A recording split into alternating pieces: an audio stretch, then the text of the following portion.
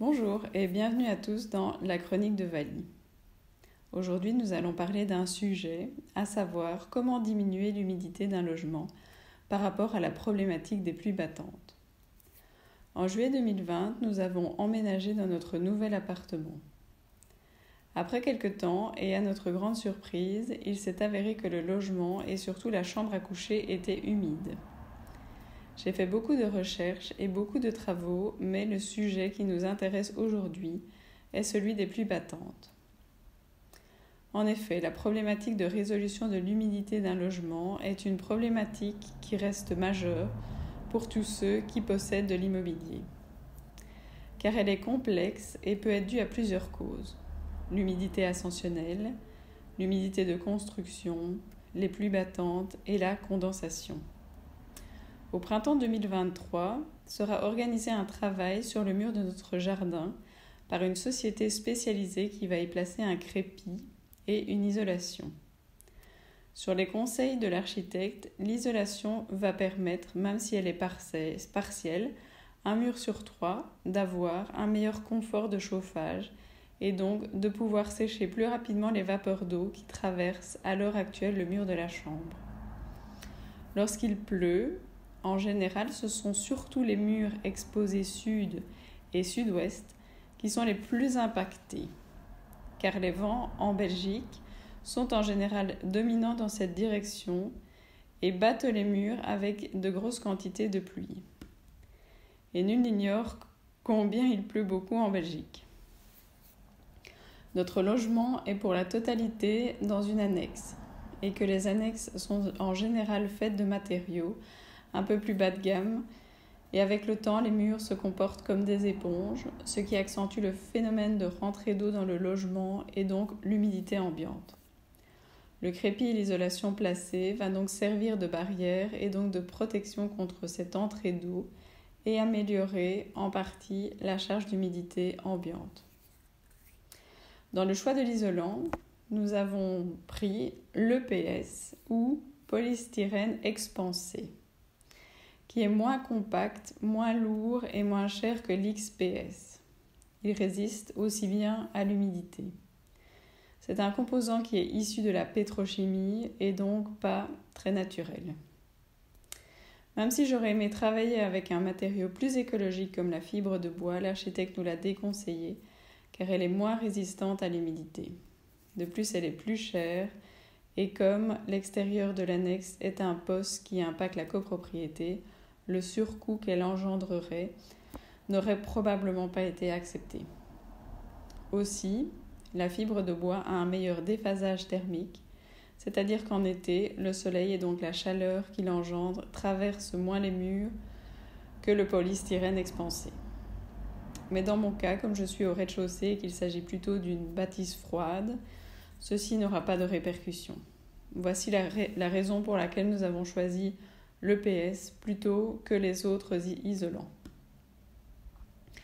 De plus, notre annexe comporte une partie de mur enterré sous la terrasse et donc susceptible d'être une source d'humidité ascensionnelle.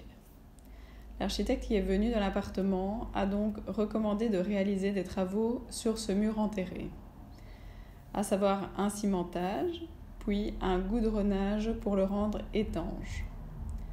Ensuite, il va falloir descendre cet isolant et le crépi dans le sol afin d'éviter non seulement une entrée de l'humidité additionnelle via ce biais, mais également afin d'éviter les ponts thermiques qui pourraient créer condensation et moisissure au niveau du mur intérieur.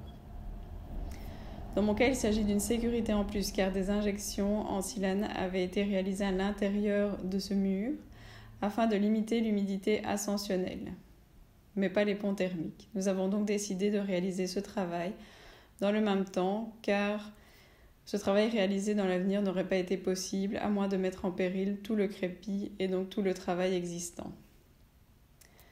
Concernant l'épaisseur de l'isolant, l'architecte nous a conseillé 12 cm. Il sera placé 14 finalement, afin d'avoir une marge, comme les normes en matière énergétique deviennent de plus en plus strictes et revues à la hausse en permanence. Nous espérons améliorer la situation grâce à ces travaux.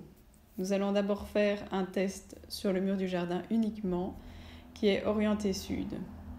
Un autre mur, qui lui est orienté ouest, devrait idéalement bénéficier de ce traitement. Mais comme il s'agit du mur du voisin et donc un mur mitoyen, son accord n'a pas été donné pour le moment. Je ne perds pas espoir et théoriquement, c'est déjà une avancée que de faire un mur sur les 3 à prévoir normalement. Je pourrais vous donner mon avis en pratique lorsque les travaux seront faits. Concernant le mur orienté est-nord, l'architecte ne concerne pas spécialement un traitement par crépi isolant, car il est non battu par les pluies. De plus, c'est un mur de cour intérieure composé de boiseries anciennes et de briques rouges de couleur sang de bœuf, couleur typique à ce genre de bâtiment ancien, qui donne un cachet à la bâtisse et à l'harmonie de la cour. Il conseille plutôt dans ce cas éventuellement une isolation intérieure afin de conserver en l'état les lieux actuels et tout de même continuer dans une optique globale pour mettre à son terme ce projet énergétique. Il conseille également d'isoler le toit, à la fois le toit incliné et le toit plat, afin de minimiser les pertes d'énergie et donc de motiver les occupants à chauffer de façon plus efficace, ce qui maximiserait le séchage de l'humidité résiduelle via la ventilation. En effet, l'air humide est plus facile à évacuer dans un air chaud que dans un air froid, ce qui augmenterait par la même occasion le confort des lieux. Mais ceci est une autre réflexion que je pourrais vous partager si j'obtiens les accords nécessaires. Pensez bien à cela si vous achetez un jour un bien, car la copropriété peut avoir des avantages mais aussi des inconvénients. En effet, vous serez tenté ou forcé de réaliser certains travaux et donc d'y mettre la main au portefeuille en fonction des quotités et donc des parts de l'immeuble qui vous appartient. Mais du coup, pour les travaux extérieurs et donc tout ce qui touche à des lieux communs, lorsque ceci vous concerne, vous devriez obtenir leur aval afin de commencer les travaux selon l'acte de base qui a été rédigé. Quand ils acceptent, ceci réduit la facture en fonction du nombre de copropriétaires, mais s'ils refusent, vous restez un peu bloqué, à moins que de mettre vous-même la totalité de la somme, ce qui au fond n'est pas spécialement juste, vu que globalement, l'amélioration du bien bénéficie finalement à tout le monde. Sans compter que comme j'habite en centre-ville, un accord pour ce travail a dû être donné par l'urbanisme, car l'appartement se situe dans ce qu'ils appellent le carré d'or, ou centre urbain protégé. Un dossier complet et détaillé a dû être rentré à l'urbanisme, excepté de l'aval d'un architecte. Ça veut dire que normalement, on n'avait pas besoin d'avoir un architecte. Mais selon l'avis de la copropriété, le travail d'un architecte a tout de même été demandé pour être sûr d'obtenir le permis. Ce travail a un coût non négligeable et il faut en général des mois pour l'obtenir. En parallèle de cela, je me suis renseignée auprès de ma ville pour voir s'il y avait des primes possibles pour le travail. Il en existe 2. Celui pour le mur contre-terre qui compte comme traitement de l'humidité ascensionnelle et celui pour l'humidité traversante. L'argent proposé par ces primes est vraiment presque anecdotique par rapport au coût global, mais c'est tout de même un petit coup de pouce qui fait plaisir. La visite d'un estimateur a donc dû être réalisée avec un rapport complet envoyé à la ville avant d'obtenir le raccord et le paiement. Nous avons demandé 3 primes pour 3 travaux de moins de 3 000 €, c'est la règle chez nous. Et ce n'est qu'au terme de ces 3 travaux, en dehors les 2 ans, que les primes pourront être versées. Les conditions sont assez strictes. En conclusion, pour réaliser ce travail, j'ai donc dû avoir l'accord de la copropriété, l'urbanisme, d'un estimateur, d'un premier architecte pour réaliser le travail sur le permis, d'un deuxième architecte spécialisé dans l'humidité pour évaluer si nous étions dans la bonne direction pour les travaux, ainsi que 2 entrepreneurs qui acceptent de travailler de concert sur 4 à 5 jours environ, selon les techniques de l'architecte. J'ai dû analyser et faire revoir avec précision les devis et y réfléchir longuement. C'est un projet de grande envergure de par la complexité de sa réalisation et les intervenants.